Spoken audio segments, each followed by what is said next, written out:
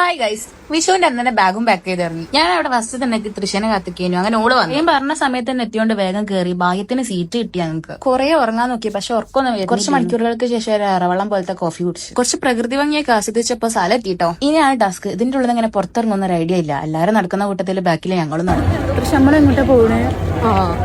പക്ഷെ വിചാരിച്ചത്ര കുഴപ്പമൊന്നും ഇല്ല കേട്ടോ. ഞങ്ങൾ വലിയ വ്ളോഗേഴ്സിനൊക്കെ പോലെ അങ്ങനെ വീഡിയോ എടുത്ത് നടത്തണ്ടേ.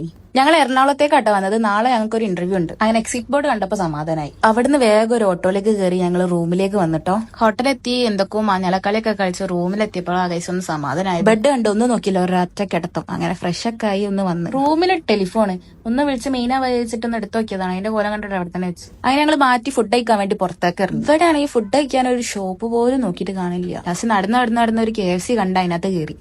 വിശന്നിട്ട് കൊട്ടല് കരി ഉണ്ടെങ്കിലും മുഖത്ത് ഞാനത് കാണിച്ചില്ല. ഫുഡ് എത്തിയൊന്ന് ഉള്ളിലായപ്പോഴാണ് കഴിച്ച ഒരു സമാധാനമായത്. അവിടെ ഞങ്ങൾ ഇറങ്ങിയപ്പോൾ ഒരു ചായക്കട ഉണ്ട്. അവിടെ നല്ലൊരു കോഫി കുടിച്ചിട്ട് റൂമിലേക്ക് തന്നെ വന്നു. പ്രത്യേകിച്ച് പണിയൊന്നുമില്ല, രണ്ടാളും നല്ല ടയേർഡാണ്. നാളെ രാവിലെ എണീച്ചിട്ട് ഇന്റർവ്യൂക്ക് പോകേണ്ടതാണ്. റൂമിലെത്തി ഞങ്ങൾ എല്ലാവരും വേഗം കിടന്നു തുടങ്ങി. അപ്പൊ ബാക്കി നാളെ.